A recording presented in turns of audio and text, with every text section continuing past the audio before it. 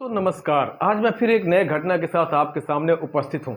ये घटना उत्तर प्रदेश के उन्नाव जिले की है और बिल्कुल सच्ची घटना है। और ये घटना रिश्तों की उलझी हुई दास्तान, प्यार, धोखा, साजिश, सबका मिला जुला रूप है। और इसके बाद जो इंतकाम है वो आपकी आंखें यानी आई ओपनर साबित होगा। तो मैं आपको बताता हूँ, आज शुरुआत करता हूँ मैं इस नए घटना के साथ। दरअसल राज और शिवानी उन्नाव के ही एक गांव से बिलोंग करते थे और दोनों में बड़े अच्छे संबंध थे। दोनों अच्छे एक स्कूल में पढ़ते थे। साथ साथ रहते रहते उन दोनों के रिश्ते कब गहरे हुए ये किसी को नहीं पता चला और वो रिश्ते में काफ़ी आगे निकल गए। यहाँ तक कि अकेले मिलना जुलना, बातें करना, भविष्य के सपने देखना, भविष्य के सपनों में गुम रहना। शिवानी एक भोली भाली लड़की थी, लेकिन राज के बारे में कहा जा सकता है कि नहीं, वो भोला नहीं था, भोला बनने का नाटक करता था। वो एक शातिर लड़का था और उसने शिवानी को काफ़ी अच्छे सपने दिखाए कि हम शादी करेंगे, फिर हमारी लाइफ ऐसे हो जाएगी, हम शहर में शिफ्ट कर जाएंगे। और एक खूबसूरत जीवन का सपना उसने उस लड़की को दिखाया। लड़की भोली थी और वो विश्वास करती गई और प्यार में गहराई तक उतर गई।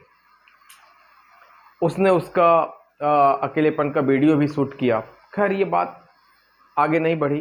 वीडियो उसने अपने पास ही रखा, कभी ओपन नहीं किया, क्योंकि उसके मन में तो कुछ और ही चल रहा था। इधर शिवानी की भी एक उम्र हो गई थी, 23-24 साल की लड़की थी। घर वालों को उसके शादी की चिंता सता रही थी और करते धरते उसकी शादी भी तय हो गई। उसने ये बात राज को बताया कि राज, या तो तुम शादी कर लो या तो फिर मैं उस लड़के से शादी कर लूँगी। राज तो एक शातिर लड़का था। उसने कहा, शिवानी क्यों ना हम इस शादी को ऐसे अपने बेस्ट फ्यूचर के लिए इस्तेमाल करें। कि क्या मतलब, मैं कुछ समझ नहीं पाई।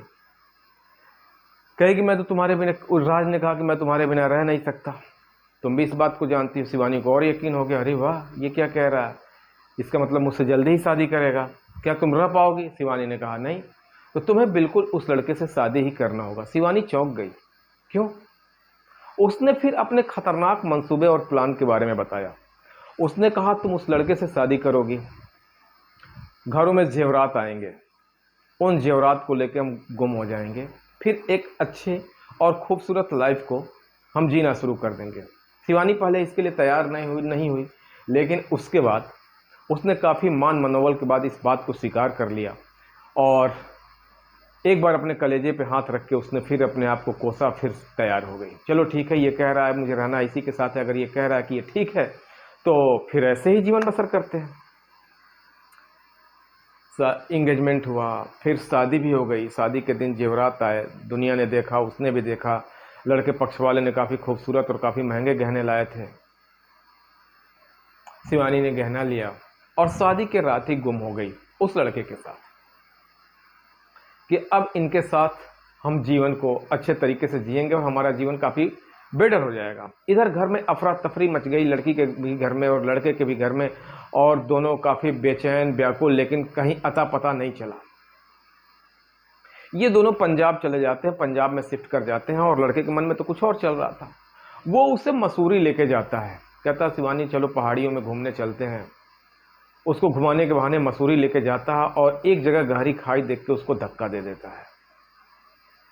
शिवानी को मरा हुआ समझ के वो वहाँ से निकल जाता है, लेकिन कहते हैं ना कि अगर किस्मत को कुछ और भी मंजूर हो तो आपका कोई बाल बांका नहीं कर पाएगा और बनी हुई किस्मत भी बिगड़ जाती है और बिगड़ी हुई किस्मत बन जाती है। यही शिवानी के साथ हुआ, दोनों कह सकते हैं। फिर वो किसी तरीके से बाहर आती है, अपने घर जाके सारी बात बताती है। घर वाले तो पहले शिवानी पर नाराज़ होते हैं, लेकिन फिर काफ़ी मान मनोबल के बाद रोना धोना देख के उसको कहते हैं ठीक है, एक्सेप्ट कर लेते हैं। लेकिन शिवानी के मन में कुछ और चल रहा था।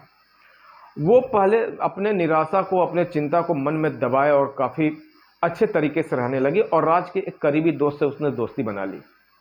ये देख के राज का मन एक बार और बेचैन हुआ और शिवानी से मिलने का उसने प्रयास किया। शिवानी बस इसी मौके के इंतज़ार में थी। शिवानी ने कहा ठीक है, फला होटल में फला दिन को हम मिलेंगे। दोनों गए मिलने और इसी दौरान मौके का फ़ायदा उठा के शिवानी ने उसके गुप्तांग को काट दिया। फिर उसने डॉक्टर को भी कॉल किया, एम्बुलेंस को भी कॉल किया और पुलिस के नंबर पे भी कॉल किया और बताया कि इस फला होटल के फला रूम नंबर में ये हादसा हुआ, ये हादसा मैंने किया। राज तड़प रहा था, लेकिन शिवानी के दिल में कोई गम नहीं था। पुलिस आई, पुलिस ने उसको अरेस्ट किया। बेबाक तरीके से उसने बताया, कोर्ट में भी अपने बात को रखा। उसको सजा हुई, सजा के बाद शिवानी रिहा हो गई। लेकिन आज भी अपने दुर्दशा पे राज रो रहा है। उसे माया मिली न, राम वाली कहानी चरितार्थ होती है। मैं नहीं समझता कि दोस्तों शिवानी ने गलत किया या सही किया, लेकिन फिलहाल उसके ज़िंदगी के साथ हुआ, उस ज़िंदगी को देखते हुए क्या उसका कदम सही था? आप अपनी राय कमेंट बॉक्स में ज़रूर लिखें। फिलहाल मुझे सही लगा।